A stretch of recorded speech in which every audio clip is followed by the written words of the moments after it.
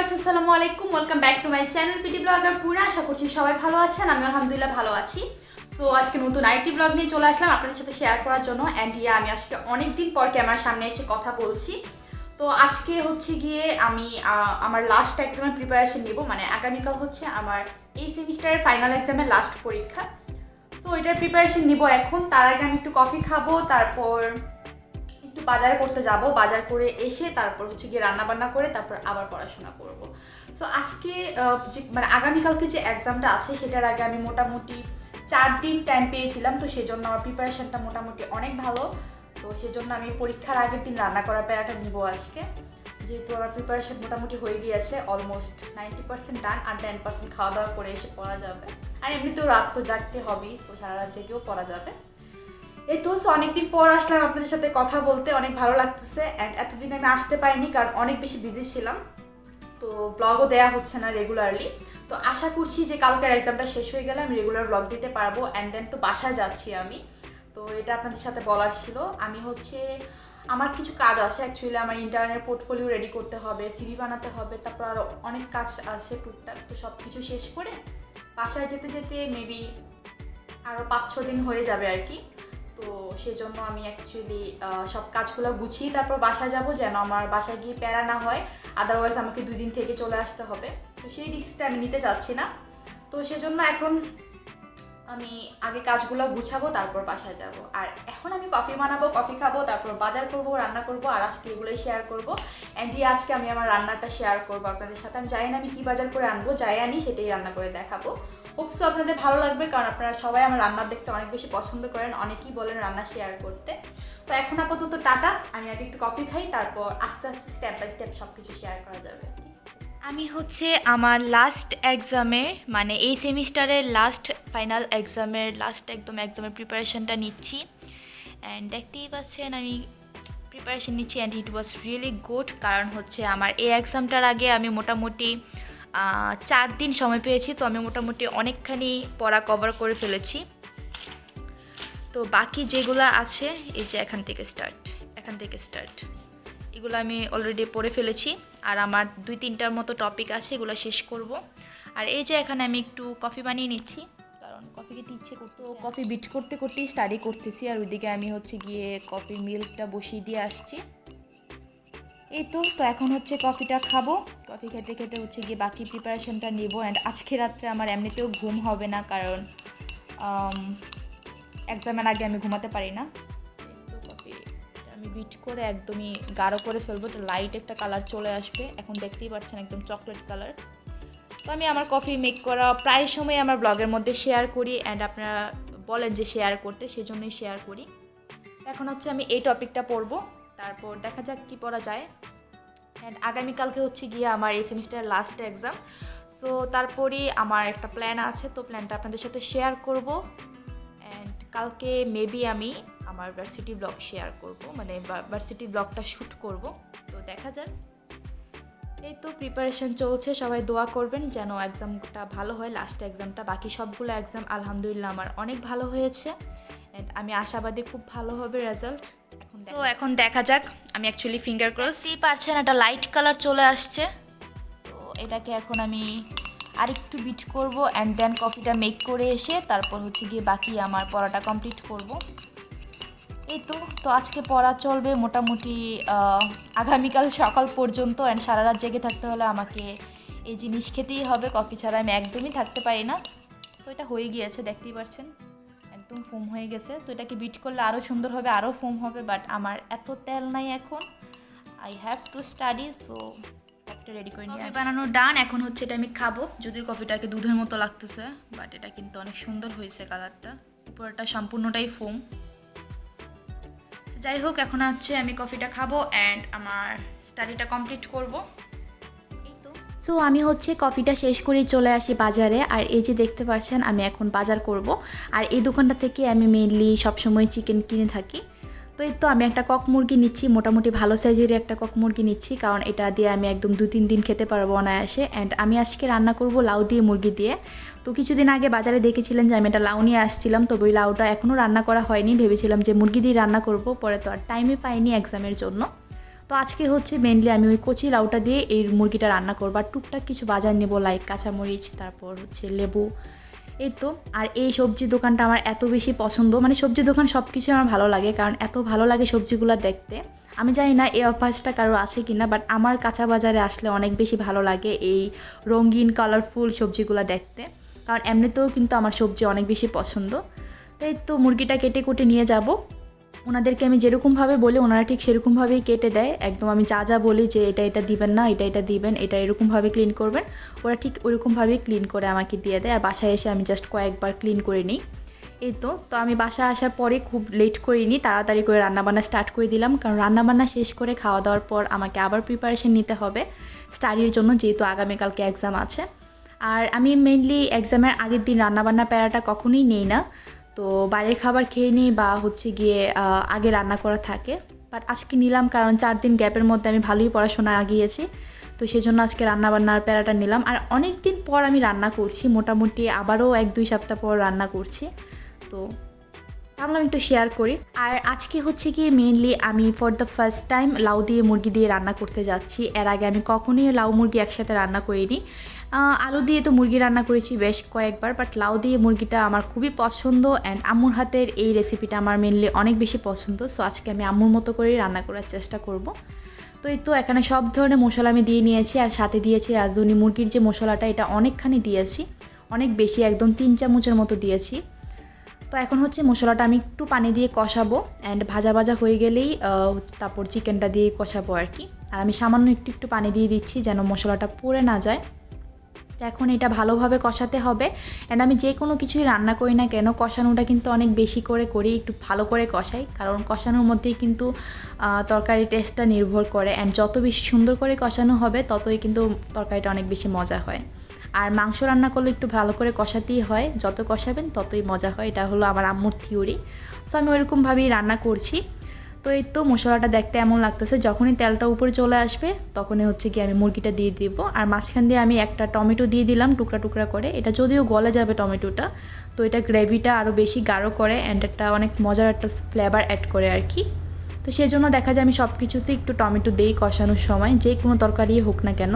তো আমি মুরগি রান্না করার সময় কিন্তু এমনিতেও সবসময় টমেটো দিয়ে রান্না করি, মানে একটু টমেটো কষানোর মধ্যে দেই, আমার কাছে ভালো লাগে ফ্লেভারটা। আপনারা যারা এরকম টমেটো দিয়ে খেতে পছন্দ করেন না বা কখনো টেস্ট করেননি তারা দিয়ে দেখতে পারেন। সো এই তো এই মশলাটাকে এখন আমি রেখে দেব কষানো হওয়ার জন্য। আর পাশে হচ্ছে গিয়ে আমি একটু কাঁচামরিচ দিয়ে দিলাম চিড়ে, কারণ তাতে একটু ঝাল ঝাল হবে, আর মাংস রান্না করলে একটু ঝাল না হলে খেতে ভালো লাগে না। তো এই তো এখন মশলাটা কষানো হয়ে গেলে আমি চিকেনটা দিয়ে ভালোভাবে নেড়ে চেড়ে মিক্সড করে নেব আর কি।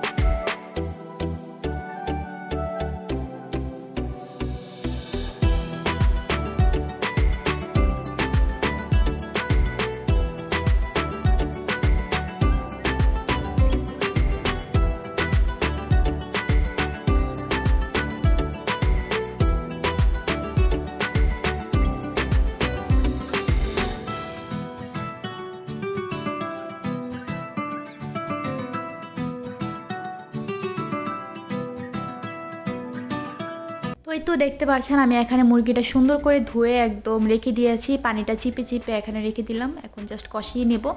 আর পাশে হচ্ছে গিয়ে লাউটা আমি হালকা একটু ছিলে তারপর কাটাকাটি করে নিয়েছি। লাউয়ের টুকরাগুলো দেখতে একটু হাস্যকর হয়েছে, কারণ আমি এই নিয়ে সেকেন্ড টাইমের মতো লাউটা কাটলাম। অ্যাকচুয়ালি লাউ এত বড় একটা সবজি, সেটা কাটতেও একটু প্যারা হয়ে যায়, তো আমি এর আগে কখনোই কাটাকাটি করে অভ্যস্ত না লাউ, তো সেকেন্ড টাইম কাটলাম, তো সেই জন্য একটু বাঁকাতেরা হয়েছে, সেটা স্কিপ যাবেন, কারণ রান্না করলে এগুলো দেখা যাবে না, টেক্সটাই হচ্ছে গিয়ে মেন আর কি। তো এই তো কাটাকাটি ডান, এখন হচ্ছে আমি মুরগিটা আগে কষাবো, অ্যান্ড রান্না করার মাঝখানে আমি আম্মুকে অনেকবার জ্বালিয়েছি যে আম্মু এটার পর এটা কী করবো। আম্মু আমাকে রেসিপি বলে দিয়েছে, যেরকমটা বলে দিয়েছে আমি সেরকমভাবেই রান্না করেছি আর কি।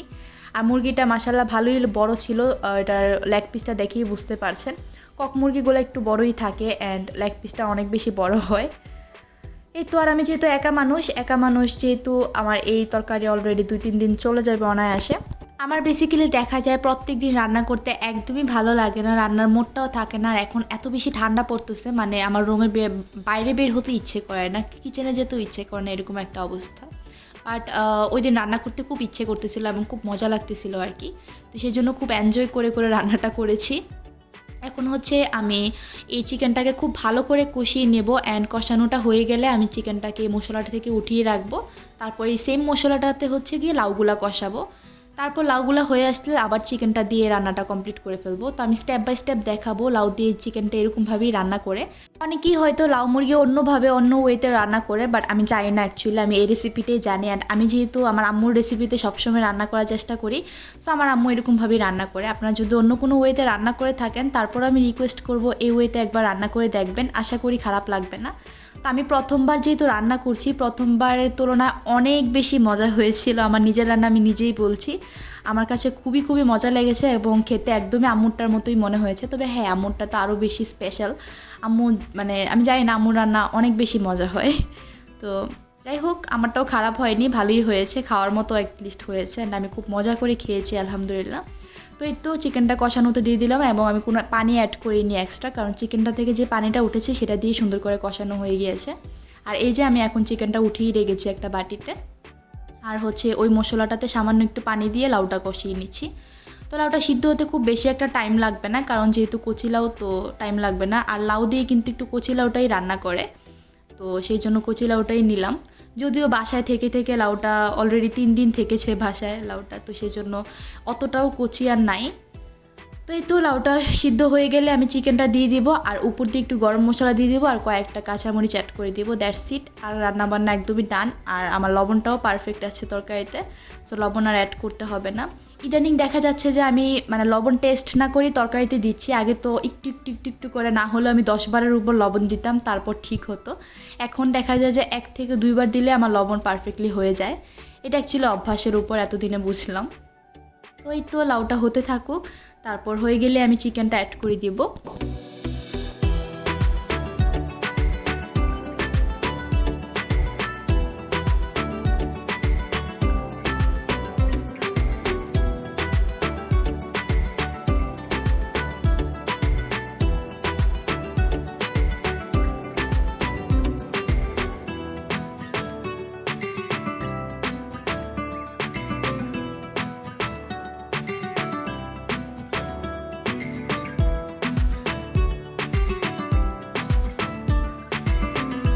তো দেখতেই পাচ্ছেন আমার রান্নাবান্না একদমই ডান, অ্যান্ড এটা হচ্ছে আমার তরকারির overall look. To be honest, আমার কাছে এটা অনেক বেশি মজা লেগেছে, অ্যান্ড ট্রাস্ট মি, এটা আসলে অনেক মজার ছিল। আপনারা সেমভাবে রান্না করে আমাকে জানাবেন নেক্সট ভিডিওর কমেন্টে যে কেমন লেগেছে। তো আমার রান্নাটা যদি ভালো লেগে থাকে তাহলে ওটা লাইক দিয়ে দিবেন, অ্যান্ড অবভিয়াসলি কমেন্ট করে জানাবেন যে আপনাদের কাছে কেমন লেগেছে। তো এখানে আমি অনেকগুলো সালাদ কেটে নিয়েছি, তো আমি এটা শুধু শুধু খাবো অর্ধেক, আর অর্ধেক খাবো ভাত দিয়ে। অ্যান্ড আমি প্রচণ্ড ক্ষুধার্ত, কারণ দুপুরবেলা আমি পারফেক্টলি কিছু খাইনি, মানে ভারী কিছু খাইনি, টুকটাক খেয়েছি আর কি। তো এখন আমি পেটটা ভরে খাবারটা খেয়ে নেব, অ্যান্ড খুব মজা করে খেয়েছিলাম। অ্যান্ড খাওয়া দাওয়ার করার পরপরই হচ্ছে গিয়ে আমাকে স্টাডিতে বসতে হবে, সো এই জন্য তাড়াহুড়া করে খাবারটা কমপ্লিট করে নেব। এই তো, সো এই হচ্ছে আমার রান্না বান্না, অলরেডি আমি সার্ভ করে নিয়েছি আমার প্লেটে। এখন খাওয়া দাওয়াটা কমপ্লিট করব। কেউ লুপ দিবেন না কিন্তু, মন চাইলে নিজেরা রান্না করে খেয়ে নেবেন, ঠিক আছে? আমি খুব কষ্ট করে রান্না করেছি, এখন হচ্ছে আমার খাবারের পালা। সো আপনারা ব্লগটা এনজয় করতে থাকেন।